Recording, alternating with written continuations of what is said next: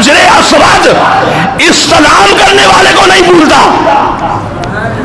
عقیدہ دے رہا ہوں، اگر حجر اسود استلام کرنے والے کو نہیں بھولتا تو نبی سلام کرنے والے کو کیسے بھول سکتا ہے؟ سبحان اللہ۔ اور بھائی اگر حجر اسود یہ کوئی عام پتھر نہیں ہے، میں تو جو چاہتے ہو اس میں عقیدہ بھی دوں گا آپ کو اور نظریہ بھی دوں گا، آپ کو پتہ چلے گا کہ وہاں جانے والوں کا مقام اور مرتبہ کیا ہے۔ امام الانبیاء نے فرمایا یہ پتھر جنت کا پتھر ہے، جس سے اللہ رب العزت نے انسانوں کے گناہ جذب کرنے کے اس کے اندر عجیب سی اللہ نے تفصیل رکھی ہوئی ہے۔ اچھا سننا، حضور نے فرمایا نازل الحجر الاسود من الجنت، جب حجر اسود جنت سے زمین پر آیا تو فرمایا وہ اشد بیاضا من اللبن، حضور نے فرمایا یہ دودھ سے بھی زیادہ سفید تھا۔ کیا تھا؟ دودھ سے بھی زیادہ سفید۔ فرمایا فسودته خطایا بنی آدم، فرمایا پھر لوگوں کے گناہوں نے اسے سیاہ کر دیا۔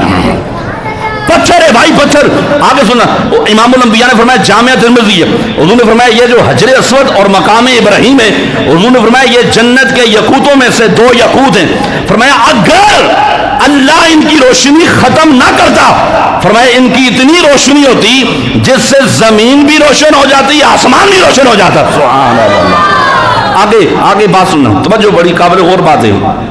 اب بھائی یہ جو آپ حجر اسود کا استلام کرتے ہیں، اس کے لیے میں تھوڑی سی توجہ، یہ جو آپ کرتے ہیں نا دور سے، یہ بھائی حکم یہ ہے اگر آپ حجر اسود کو چوم نہیں سکتے تو آپ نے کیا کرنا ہے؟ کرنا ہے نا بھائی، استلام کرنا ہے نا، توجہ رکھنی، کیا کرنا ہے؟ استلام کرنا ہے، دور سے ایسے فلائنگ کے سچے سے آپ کے کرنی ہے حجر اسود کو ایسے۔ تو امام الانبیاء نے فرمایا یہ جو آپ حجر اسود کو بوسہ دیتے ہیں، اچھا اس سے پہلے میں ایک روایت، یہ روایت چھوڑ کے اس سے پہلے میں اگر آپ کو ایک روایت سنا دوں آپ کا ایمان تازہ ہو۔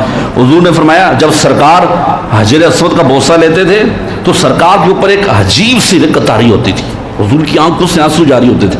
تو امام الانبیاء نے فرمایا من فاوضہ فانما یفاوض ید الرحمن، ابن ماجہ کی حدیث ہے۔ حضور نے فرمایا جو شخص حجر اسود کو ہاتھ لگاتا ہے، آہستہ جملہ بولسا اور سبحان اللہ، فرمایا جو بندہ حجر اسود کو ہاتھ لگاتا ہے، اس کا بوسہ لیتا ہے، استلام کرتا ہے، امام الانبیاء نے فرمایا وہ شخص ایسا ہے جیسے وہ اللہ سے مصافحہ کر رہا ہے۔ ابن ماجہ کی حدیث، کس سے مصافحہ کر رہا ہے؟ اللہ سے۔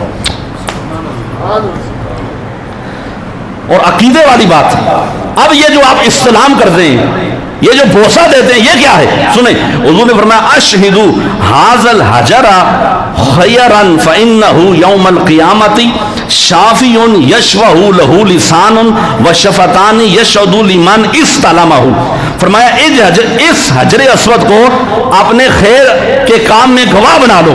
حضور کیا فرمایا قیامت کے دن یہ اللہ کی بارگاہ کے اندر سفارشی بن کر آئے گا۔ کیا آئے گا؟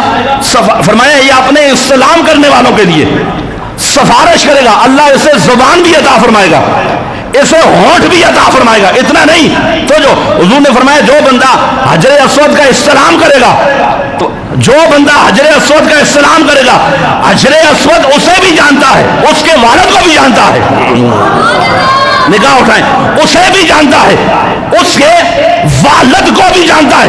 فرمایا جو حق سمجھ کے اس کا استلام کرے گا، حجر اسود اس کی سفارش کرے گا، حجر اسود پتھر اس کی سفارش کرے گا۔ تو میں پوچھنا چاہتا ہوں، نگاہ اٹھائیں اور میری طرف دیکھیں، بولنا ہے اگر حجر اسود، تو جو اگر حجر اسود استلام کرنے والے کو نہیں بھولتا، عقیدہ دے رہا ہوں، اگر حجر اسود استلام کرنے والے کو نہیں بھولتا تو نبی سلام کرنے والے کو کیسے بھول سکتا ہے؟ سبحان اللہ۔ اور بھائی اگر حجر اسود، تو اگر حجر اسود استلام کرنے والے کی شفاعت کرے گا تو آمنہ کا لال سلام کرنے والوں کی شفاعت فرمائے گا۔ سبحان اللہ۔ بھائی ماننے پہ آؤ، تو تم پتھر کی فضیلت کو مان لیتے ہو. بھائی بتائیں یہ ما تحت الاسباب یہ آپ کو حجر اسود کی برکت ملی ہے یا ما فوق الاسباب؟ درمیان میں کوئی سبب ہے؟ بولیں دور سے آپ کر رہے ہیں نا. اور بھائی اگر بغیر سبب کے حجر اسود کا فیضان مل سکتا ہے تو بغیر اسباب کے رسول اللہ کا فیضان بھی ہمیں مل سکتا ہے. سبحان اللہ.